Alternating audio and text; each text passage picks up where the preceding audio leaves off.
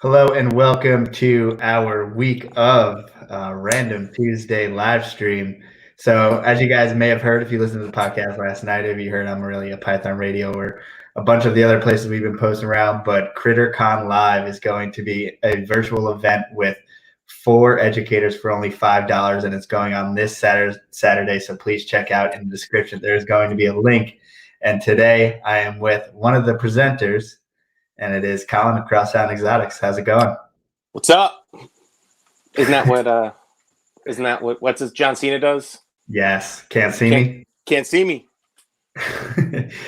What kind of animals do you typically bring out on shows, and what can people expect this weekend? So for CritterCon Live, we're actually pulling out some of the big guns. CritterCon Live, we're bringing out Nebula. She is she's got to be tipping 45, 50 pound green anaconda. So one that you have not met yet. You met Gamora. Nebula is one that we bring to some of our bigger events. Not to say that meeting Port City Pets isn't a big event, but we did have a lot of carrying and stuff to do that day. So we're bringing Drax, the Cayman lizard, which is a pretty badass animal. And then I think we're going to just sprinkle in some random 2 other random animals in there, depending on how much time we have left. But we figured those are 2 pretty hot topic items. So, if not too much time has been eaten up with them, we may throw in like an amphibian and then maybe like an arachnid or an invert or something like that. So, but yeah, so foreseeably we'll do about 3 animals, but we got the big 2 in there. So awesome. And I mean, how has it been the last few weeks with shows and whatnot? What's your current situation as an animal educator and presenter? Miserable. I hate my life. No, honestly, if you were to ask any other educator, it is not a fun time right now. Doing something, and again, being in a position where you could be an animal educator part-time or full-time. It is absolutely demolished at this point. And obviously there's a bunch of other industries. Obviously we're talking about animal educating right now, but for us, it is all about human interaction. It's all about one-on-one human interaction, hands-on, and it's completely just, it's leveled our industry. So that's what kind of stinks about this time right now. It's one, obviously having the time off, with a lot of us. I mean, you ask Emily, you ask Brandon, you ask Colback Exotics. I mean, if we're not on the road, we're cleaning snake poop, So this time right now it's been kind of nice, but typically when we're at home, we want to spend time with family, we want to see friends, and we can't do that either. So it's kind of torturous at that point because, again, us being so busy when we are working, and now not being able to spend any of that quality time with the ones that we love is kind of torturous. So, but yeah, all in all, we're just kind of making the best of what we got. I know Emily has her outlets with her YouTube channel, and she's been going live and stuff. Brandon just paired up with M Toxins, which is this venom extraction lab, which is a pretty big deal. And they've been doing some live streams recently with Madison Herp. And then Colback Exotics, along with ourselves, has been doing weekly live streams just to stay relevant and to stay sharp too. Pre this broadcast, you and I were just talking about, just doing live presentations and talking to the public, which is much different than talking to an audience on YouTube or on a social media platform, because you actually have eyes looking right back at you and people judging you. And obviously they can judge you over the social medias and stuff, but it's a lot less invasive of a process when you're seeing someone face to face. So we're all doing this partly to, 1, to stay relevant, but 2, just to keep fresh. You hear a lot of comedians and things saying, hey, they like to go to the Comedy Store in California to go through the repetitions. And that's really what these live streams have been, is doing repetitions. It's just like working out. If you don't work out, you're going to lose it. So I know a lot of us are doing that just to stay sharp and just to be ready for when this industry gets back and going and the economy and life goes back to normal. So for an idea, I mean, how many shows do you typically do a year? For us last year, we did about 350, which was phenomenal. That was one of our best years so far. I know Brandon has done, several hundred. I know Emily, I'm obviously with her YouTube and stuff, and she travels quite often. Again, everyone's doing huge numbers, and they're traveling quite a bit. So same thing with Coal Black Exotics. I mean, they do quite a bit around here in Chicagoland. We can both speak to the fact that there is not a shortage of reptile people. I mean, or there is a shortage of reptile people. There are so many shows that every single company that's out here, there's a good 5 to 6 that are doing this part and full time. We have more than enough shows to keep us busy. So,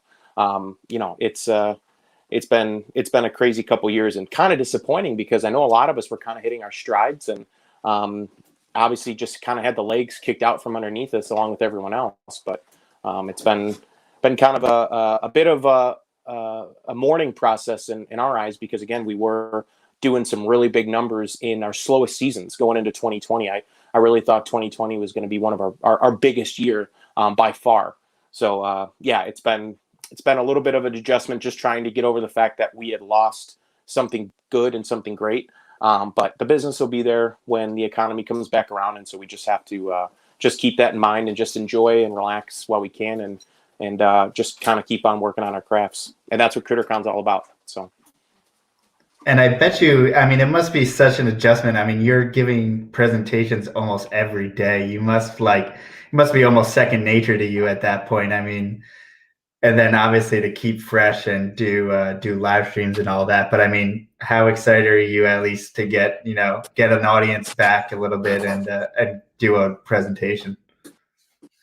I am very honestly, it's weird thinking how much you'd miss it because of how in the scheme of things, like if you're running a marathon, you're like, man, I cannot wait for this to be over. But you get this adrenaline rush when you're there and you miss the people, you miss your students. Like we've talked in past interviews, I've got students at park districts that I teach on a regular basis. And literally the Thursday before the Thursday before we went into lockdown, I was teaching a critter class, and the next day everything shut down. And it's like I didn't even get to finish my course for the month. And it just, it feels terrible because those students were shortchanged. And obviously didn't get to experience a full critter class, didn't get to experience what they obviously paid for, and obviously they were reimbursed and whatnot. But it's just really sad to not to get to see some of those regular faces that you get to see on a normal basis. So a lot of times the people that the librarians, the schools, even the birthdays you see on an annual basis, and it's kind of sad not to see those people that you're about to see or that you were going to see this time of year. And I know it probably goes for a lot of other people, including the CritterCon crew, but or the CCC. But the CritterCon crew, people have been canceling shows from July even into August. So we have no idea when we're going to be doing any type of in-person shows. Everyone's been switching to virtual presentations or pre-recorded presentations for their libraries and all their different venues that want to provide some type of programming at this point. So it's been kind of a nerve-wracking couple months at this point. And, again, I'm very eager to get back out there, but again, trying to enjoy this time off and be as productive as I can. So. And are you guys trying to find out ways to do virtual presentations, from here on out? I mean, at least for the rest of this thing, maybe even if it has to last throughout the summer? Are you trying to find a way to do that? Sorry, can you repeat that? Yeah, are you trying to find a way to have, virtual events be an option as far as if a library or something wants something from Crosstown Exotics? Yeah, so we've adapted basically our show right now. I don't think we're going to do our exact show because our exact show that every weekend since the quarantine, we've been doing live streams Sunday. Every Sunday at 1:00, we've been doing live streams. We've pretty much been doing a full lineup of anywhere between 8 to 10 animals. And we break it down like we would a typical show where we have some invertebrates, amphibians, turtle, tortoise, lizards, snakes. And Mike and I have such a big collection that we actually haven't had a shortage of animals to fill a 10 species slot so far, which has been awesome. And but we've been doing that because it's been kind of keeping us fresh in a way where these are animals that we know how to keep and we care for healthy, and some of them are just pets to us, but none that we've really looked I guess, too extently into in the fact where we've been that we have kind of like a show, like a presentation for, I guess, if that makes any sense. So it's been fun researching some of these animals that we've had been kept for years, and finding some really cool talking points about these animals that, we have just been, pets of ours for years. So, but yeah, so going forward, a lot of the park districts and whatnot are wanting pre-recorded shows. So right as of this weekend, our first presentation, I believe, is due in like mid-May. So we're going to do some pre-recorded YouTube videos or just videos, and then submit those to the library. So they have each one of them gets kind of a unique presentation. So it's not going to be like the same recorded thing, just kind of divvied out to everyone else. We don't want them to kind of be skimped and scanned that way. But yeah, so we're going through live streaming, and we're doing some pre-recorded stuff just to make our clients happy. Yeah, I mean, that's excellent, and I'm glad we have that technology at our fingertips to do things like this.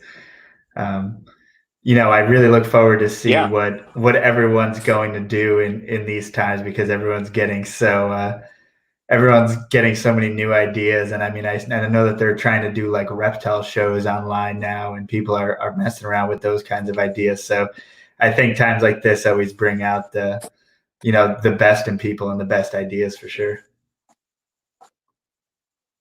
Sure. Yeah, absolutely. Yeah, it's been interesting just trying to get creative and just try to almost restructure our business, because again, we were in person, and now just having to go completely virtual has been quite a shift in what we do. And it was so crazy. It was the weekend of Tinley, when Tinley was being shut down. So it was that Saturday morning when they're like, hey, or Friday night, obviously Tinley was shut down.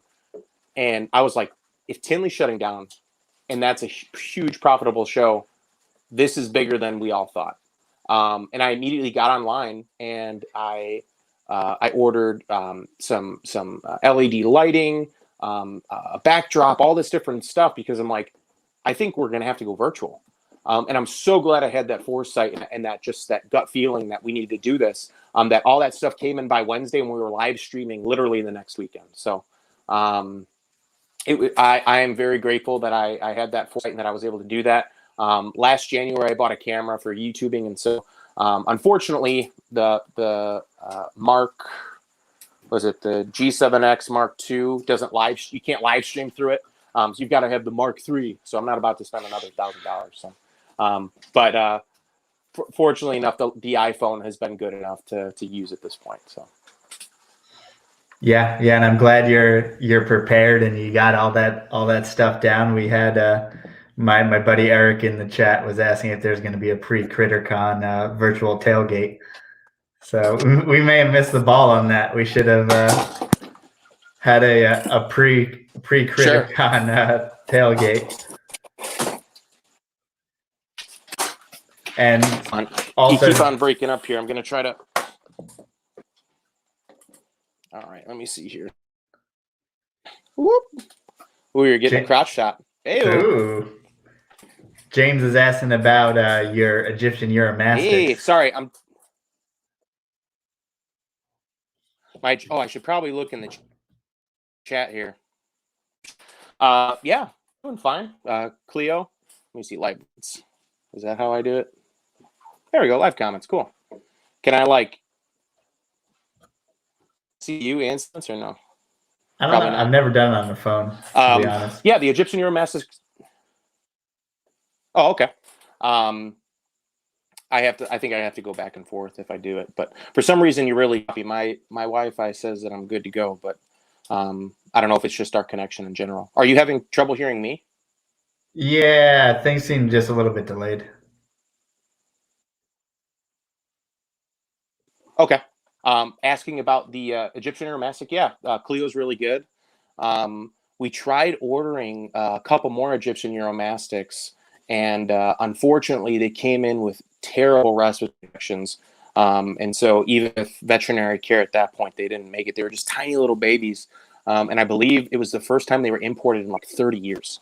So we were really disappointed that we couldn't get any healthy babies in, but we're we're still hoping that they could do it again, and we could possibly a couple more in, because she is a female, so we'd like to pair her up and start producing some babies, because they're just such a gorgeous animal. And it sucks with the I hate to blame it all pythons, but the fact that everyone was so focused on one species, all other really amazing just kind of got left behind. So and unfortunately the ones that were here established kind of wore out, and or got lost in the trade, and really weren't focused on anymore. So but yeah, no, hopefully eventually we'll get like a nice little breeding program going with that. But for now, she loves doing educational stuff. So yeah, that was an awesome animal to see at Tinley, and just how real life armored, spiky, I mean, just crazy tank of an animal. So Ben Wayne asked, are there any species that you've kept that you'd never want to work with again? Are there any other what? Are there any species that you've kept that you would never want to work with again? Any species? Oh, okay, cool. All right, so that one just came up. Ben Wayne, gotcha. Oh, species that I had that I want to work with again. Let me think. I was thinking, I don't even know really what mine would be. I don't know. I like things that eat. So if it's something that's going to be picky, like I want to say ball pythons. I may not ever own a ball python again.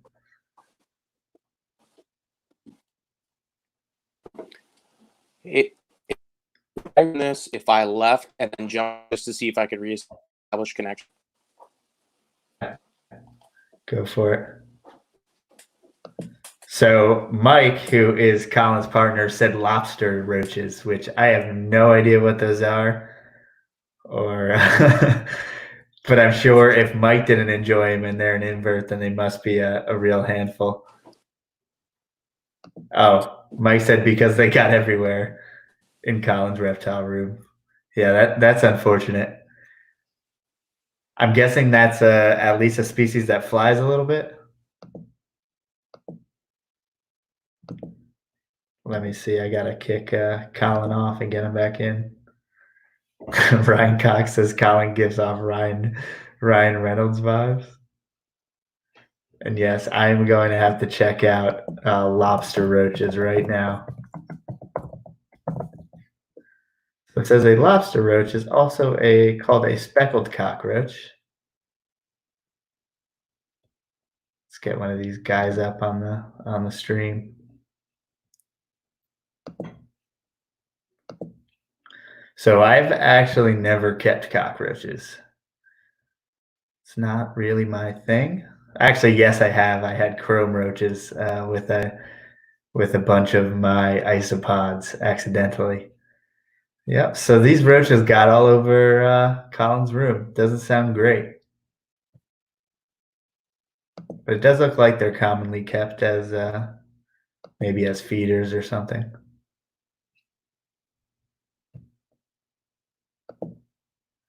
Lobster roach care and breeding.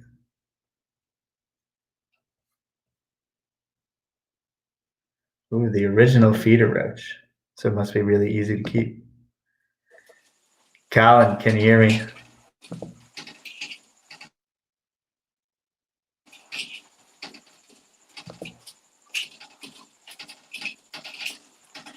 Colin. Colin, can you hear me? Nothing?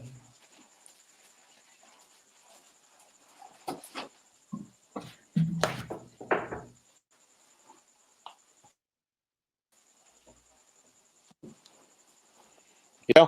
Can you hear me?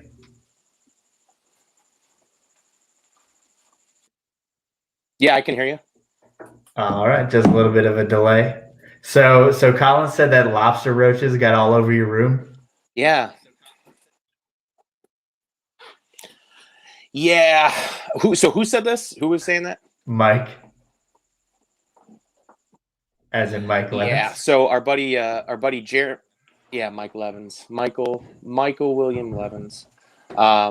Mike Mike and I have a friend, Jeremy Toby of Traveling World of Reptiles. I'll throw him out there because he gave me lobster roaches. That's like getting crabs. But he gave me these things with like a group of hissers, and and I was like, oh yeah, whatever, I'll just keep them in there. Well, I didn't realize that they wouldn't stay inside this tub, and I've been cursed and plagued with lobster roaches in my bedding for all these different creatures. So to this day, and that was like 3 years ago. Yeah, I was saying on the live stream that I had a situation with chrome roaches where I got an isopod culture with chrome roaches, and then I moved a bunch of cultures around, and then chrome roaches just show up every once in a while now. Ugh. I'm gonna see if I can move around a bit and get a better signal. Yeah, it's not gonna like the moving around You in good? the meantime, but yeah.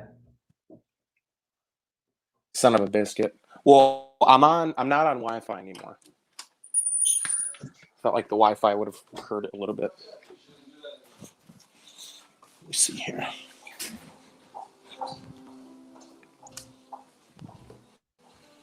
Actually, maybe I go back downstairs. I'll go upstairs. Better? Can you hear me better? Yep. Joe? Yes, can you hear me? Yeah. All right. Okay. All right. I'm just gonna go in my bedroom. Yeah. Okay. Cool. So is your iguana around? Doesn't he free roam your bedroom? Yeah. Zoe's right here. Oh. Right there. Zoe. And then Kumba, the rhino. Hopefully, Kumba will probably come out here soon. Do they come out when you're out, or do they typically like avoid you? Do they typically what? Do they typically come out when you go in the room, or do they typically stay in their enclosures? No, they hang out, man. They like one of them. I mean, Zoe will just sit up on my bed and act like he doesn't even see me. He's just kind of casually just sits around, hangs out. Kumba kind of likes to walk around some more. Kumba doesn't climb as much, obviously, because Kumba's a rhinoceros iguana. Kumba likes to hang out on the ground, and just chill and just poop everywhere. So. But it's not uncommon to find. It's not uncommon to find my green iguana loves to go into the bathtub. Like I'm not joking. Like if I leave that door open, he goes straight into the shower and lays in the tub until I turn on the water. It's crazy. It's hilarious. That's amazing. I mean, they're such intelligent animals.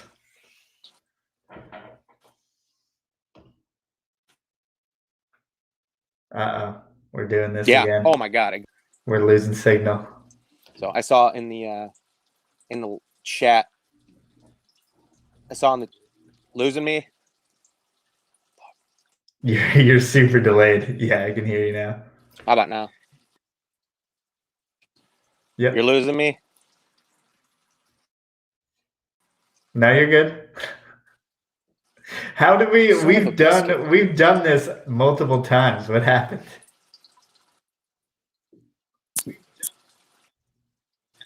I don't know. And the live stream was much more fluid than this, or with the Instagram. Yeah. And we were talking perfectly in the pre-show too. This is crazy. Yeah. I don't know, man. Something doesn't want us to do this correctly. I don't know. So Jeff asked, and I guess he asked me, but we'll both answer this. What's your favorite lizard or monitor? And maybe it's because maybe just regular. So Jeff, my favorite lizard is probably something about my roommates. Cyclura lewisi, which is the Grand Cayman iguana. And I don't know what Colin is doing, but if he is still alive on the other end.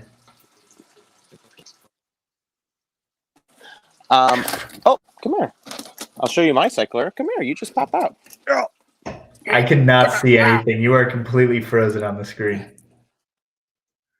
It is literally just your face Can you sitting see me there. now? No. How about now? No, you're completely frozen. Let me drop you out for a second. This is going great. Now you're just a black screen. So Jaden said, any tips on setting up a bioactive enclosure? So first, that would most importantly depend rather on the species. So it really depends on what species you intend to put in the bioactive enclosure. If it is going to be a snake, I actually could help you out with that. If it's going to be a dart frog, I have a decent idea, but I've never done it myself. So and there's a lot of resources online for that as well. But with a snake, I use my ISO straight, and I may put some extra cocoa husk or something in there just to make bigger particles, or maybe you can use orchid bark as well. But I use the ISO straight along with a little bit of a bigger substrate in there, and then I put a whole layer of leaves on top, dead leaf litter, and that's pretty much it. I usually, for most of my snake species, because they're so dynamic and so hardy, I usually use powder oranges or powder blues, which are going to be the prognosis, or the ones that are and they're super active, but they also breed rather readily. So not only will they reproduce, but they'll keep the enclosure populated, and they're also protein aggressive, so they clean up after the animals and all that good stuff, and they'll even eat at the shed.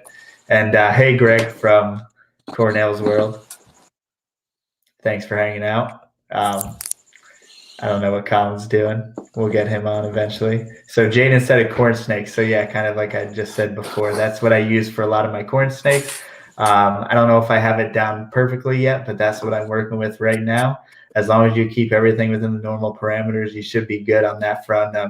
I haven't done it with straight up babies yet. I haven't done it straight out of the egg, but I have done it from about yearling up. And that's mostly just because in order to do a bioactive enclosure, I needed an actual enclosure, but who knows, maybe I can do it in a tub.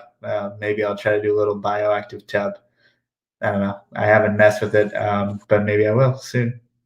More and more things are being put in the bioactive enclosures, and different species are being worked with. I'm just kind of slowly going into it right now. I have the emery rat snake. I have the Slowinskii, Pantherovus slowinskii, or the Slowinski's corn snake, and I have the Amazon tree boa in a bioactive enclosure. So Epic Wolf asks, what kind of experience, school, hobby, herping led you to get into the reptile field? If school, did you get a specific degree for what you do? So for me, I do not have a degree in anything bio-related or anything like that. So what actually got me into this was actually my dad kept reptiles, and he was my first exposure. We actually used to go to the White Plains show when I was a little kid. I didn't realize that those people behind the tables were breeders or vendors, or that they were doing this, some of them, for a living, but I never really put that together. I used to love Steve Irwin and all that stuff, and we often kept reptiles in our house, but I didn't see it as any type of real, potential money-making source until I got onto YouTube, probably in my early 20s, about 21 years old, and I saw Brian Barczyk's videos, actually. So he's the one who showed me that there's people actually out there doing it for a living and selling snakes. So I thought that was super interesting. I got more into the industry, and just started putting out content as well as breeding snakes, and here we are. And it hasn't been very straightforward. It's been about 7 years that I've been breeding snakes, and I am not full-time yet. So yeah, that's where we're at, but I hope to get full-time eventually, and I've been trying to do that for 7 years. So it's been a long road to get there, and that's the hard way. So say if you wanted to, like you were saying, if you wanted to get into the reptile field as a biologist or something, it's a totally different path, total opposite of what I'm doing, or, what a lot of us on the hobby side at least do, or on the private keeping side as well. Colin, can you hear me? Yeah, I can hear you. Yeah. So how did I get into the hobby question? Yeah, like what kind of experiences led you into your field of work? Yeah. So when I was younger, I was into sports. I was into a lot of. Can you guys hear me? You're good? Okay. I was into sports and things like that, but I was always interested in the natural world. I loved nature. I loved reptiles. I loved animals in general. And eventually, I got kicked out of scouts because I was too rambunctious of a kid. Um, and there was a guy at a local reptile store. You guys might have heard of it, called Chicago Reptile House, owned by Brian Potter. He's just this little known guy. And there's an individual there who was teaching classes out of Chicago Reptile House, and so we would go on these field trips to Central Illinois and go just herping. And I had no idea what herping was back then. Like I would kind of giggle, like all beginners do, like oh herping. But like when I was like 8 or 9 years old, I started doing going off on these field trips with this individual, and eventually I started working for him, and he would do birthday parties and events just like I do today. And eventually he got out of the business. And so what I took away from that was, you know, at such a young age, I'd help him load up animals for shows. I would stand there and kind of be support. I mean, not so much being like a 10 to 13 year old when I really first doing shows with them.